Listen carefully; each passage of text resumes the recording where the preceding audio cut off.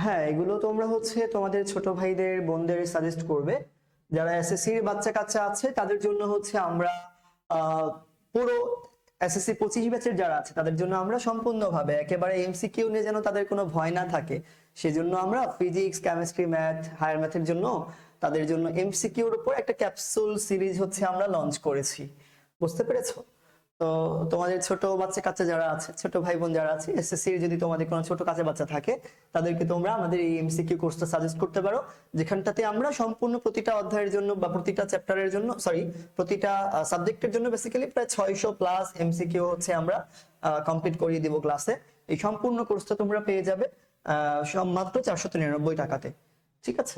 আর কেউ যদি অন্যান্য গ্রুপের হয় সেক্ষেত্রে শুধুমাত্র ম্যাথের কোর্সটা কিন্তু সে কিনতে পারবে, শুধুমাত্র ম্যাথটাও সে কিনতে পারবে, যেটার দাম মাত্র 149 টাকা।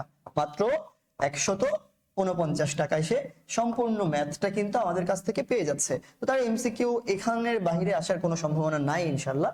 আমরা আশাবাদী যে আমাদের এখান থেকে বেসিক্যালি তারা সম্পূর্ণভাবে পুরো যে এমসিকিউতে যে মার্কগুলো আছে সেটাকে তারা 25-এ 25 পাওয়ার মতন যোগ্যতা অর্জন করতে পারবে ইনশাল্লাহ। এই ছিল কথাবার্তা। এখানে আরেকটা ব্যাপার অনেক বেশি শুনে থাকি, বলে যে স্যার আমি তো পড়ি আমার, কিন্তু আমি তো ম্যাথ পারি না। ম্যাথ না পারার পেছনে কারণটা কি? কেন পারি না আমরা? কারণ তুমি মনে করো স্যার তোমাকে যেটা করাই দিছে তুমি শুধুমাত্র সেটাই পারো। স্যার তোমাকে যেটা করাইছে তুমি সেটাই পারো, তুমি অন্য কোনোটা পারো না। অন্য নতুন একটা ম্যাথ আসলে তোমার কাছে মনে হয় যে না আল্লাহ আমি তো পারি না, আমি তো এটা হচ্ছে না ভাইয়া, আমি স্যার করা দিছি যেটা শুধুমাত্র সেটাই পারতেছি, বাট অন্যটা পারছি না। এটার কারণটা কি?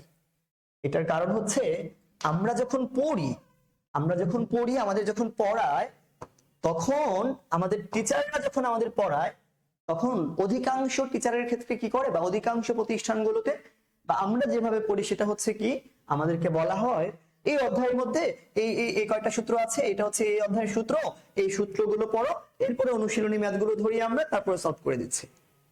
না, এভাবে তো হবে না। এতে করে তুমি তো বুঝলা না যে বেসিক্যালি তোমার ডেপথ কোথায়, এই সূত্রটা কেন হলো, এটার ব্যবহারটা অ্যাকচুয়ালি ঠিক কোন কোন এক্সাক্ট জায়গাতে সেটা তোমার আগে বুঝতে হবে। সেটা তুমি যদি বুঝতে না পারো তাহলে তো তোমার পক্ষে সম্ভব না, তোমার না পারাটাই স্বাভাবিক। তুমি একটা প্রসিডিউর মেনটেন করতে পারো। শুরুতে তুমি একটা কনসেপ্ট পড়বা, শুরুতে তুমি কি করবা, একটা কনসেপ্ট পড়বা, একটা টপিক নিয়ে তুমি কনসেপ্ট পড়বা। তো কনসেপ্ট পড়ার পরে তুমি কি করবা, তুমি সেটার উপরে কিছু ম্যাথ প্র্যাকটিস করবা। হতে পারে বোর্ড প্রশ্ন, হতে পারে তোমার কিছু অ্যাডমিশনের প্রশ্ন, তুমি সেটা প্র্যাকটিস করবা।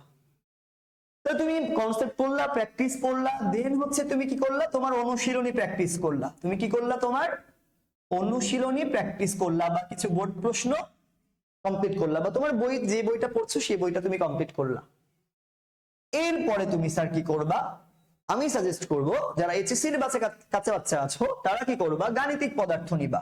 যারা এসএসসি এর বাচ্চা আছো বা এই টাইপের, গাণিতিকই হইতে হবে এরকম কিছু না, একটা কনসেপচুয়াল একটা বই নিবা যেটাতে হিউজ প্র্যাকটিস আছে। ওই প্র্যাকটিসটাকে তুমি কি করবা, নিজে নিজে করার চেষ্টা করবা। ওইখানে দেখবা টাইপ ভিত্তিক ভাবে বিভিন্ন রকম বই আছে, বিভিন্ন রকম ম্যাথ আছে। তো তোমরা এক্ষেত্রে আমাদেরও সহায়তা নিতে পারো। আমাদের ক্লাসগুলোতে আমরা ঠিক এভাবে করে বাচ্চাদেরকে লেকচার শিট প্রোভাইড করে থাকি, যেখানে আলাদা আলাদা করে প্রতিটা টাইপ ভিত্তিক ভাবে একটা অধ্যায় আলোচনা করা থাকে। এখানে হিউজ প্রবলেম দেওয়া থাকে, ওই প্রবলেম গুলো তোমরা করলে তোমাদের যাচাই, দক্ষতা যাচাইটা তোমরা নিজেরাই করতে পারবে। এবং একাধিক বই আমরা সলভ করিয়ে থাকি আমার এইচএসসি ক্লাসগুলোতে। তো সেই জায়গা থেকে তোমরা অনুশীলনী সলভ করার পর যে কোনো, হতে পারে গাণিতিক পদার্থবিজ্ঞান, হতে পারে অন্য কোনো রাইটারের একটা বই, তুমি নিয়ে কি করবা, ওই যে টাইপ ভিত্তিক ভাবে ভাগ করা আছে, তুমি যে এক একটা ফর্মুলা পড়লা, এক একটা টাইপ পড়লা, প্রতিটা টাইপের কনসেপ্ট পড়লা, এই কনসেপ্ট গুলোতে তুমি যা যা শিখছো সেগুলোর উপরে তুমি কি করলা, ম্যাথ প্র্যাকটিস করলা।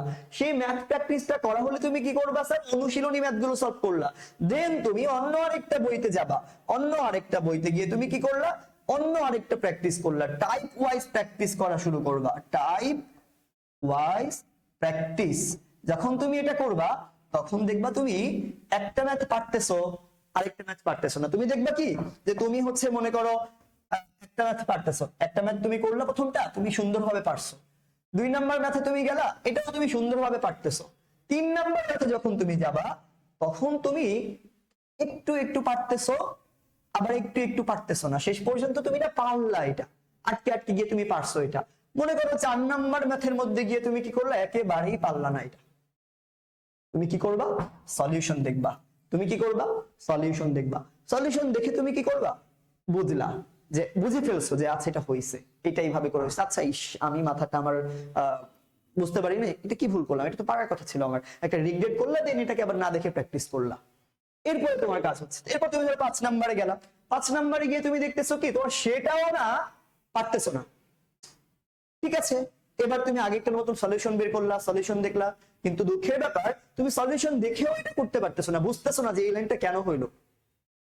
তুমি বারবার রিভার্স ইঞ্জিনিয়ারিং করার চেষ্টা করতেছো, বাট তোমার হচ্ছে না, তুমি বুঝতেছো না, তুমি কি করবা, তখন তুমি আবার সেই কনসেপ্টে ফিরে যাবা। কি করবা, কনসেপ্টে ফিরে যাবা। এই যে কনসেপ্টে তুমি গেলা, কনসেপ্টে কোন ফর্মুলাটা কেন হয়েছে, কোন টাইপ ওয়াইজ কনসেপ্ট যেটা পড়েছো তুমি, ওইটাকে তুমি ফলো করবা। ওইটাকে ফলো করে তুমি ওই কনসেপ্টটাকে আবার ভালো করে বোঝার চেষ্টা করবা, বুঝে দেন তুমি আবার এই ম্যাথে ফিরে আসবা। দেন তুমি যদি এটাকে একটু রিভার্স ইঞ্জিনিয়ারিং করো, প্রতিটা লাইনকে একটু আলাদা করে বিশ্লেষণ করো যে এটা কেন হয়েছে, এটা কেন হয়েছে, এটা কেন হয়েছে, এটা কেন হয়েছে, এটা করতে পারলে তুমি এই ম্যাথটা আশা করি আগামী 5-6 বছরে আর ভুলবা না ইনশাল্লাহ। বুঝতে পেরেছো? তো তুমি পারবা না সবগুলো, এটাই স্বাভাবিক, তবে তোমার কিছু সঠিক স্ট্র্যাটেজি পদ্ধতি মেনটেন করতে হবে, যেটা করতে পারলে বেসিক্যালি তুমি এই যে তুমি পারো না, যেটা করো সেটাই পারো, অন্যগুলো পারো না, এই ভীতিটা তুমি দূর করতে পারবা, এবং হচ্ছে তুমি আসলেই সেগুলো করতে পারবা ইনশাল্লাহ। এতে করে তোমার এক্সামও ভালো হবে, একটা আত্মতৃপ্তিও তুমি পাবা। তো সেক্ষেত্রে তোমরা আমাদের সাথে যুক্ত হতে পারো। আর হচ্ছে তোমাদের আবারও একটু বলে দিই, তোমাদের যারা কাঁচা বাচ্চা আছে তাদেরকে কিন্তু তোমরা এসএসসির যে কাঁচা বাচ্চাগুলো আছে তাদেরকে কিন্তু তোমরা এই আমাদের এই এমসিকিউ সিরিজটা তোমরা হচ্ছে তাদেরকে গিফটও দিতে পারো। রমজান মাস চলতেছে, সামনে ঈদ আসতেছে, তোমার ছোট ভাইকে বোনকে তুমি গিফট হিসেবেও দিতে পারো, অথবা তুমি তাদেরকে সাজেস্টও করতে পারো, তারা আশা করি ইনশাল্লাহ হতাশ হবে না। ঠিক আছে, দেখা হচ্ছে পরবর্তী ক্লাসে। আসসালামু আলাইকুম।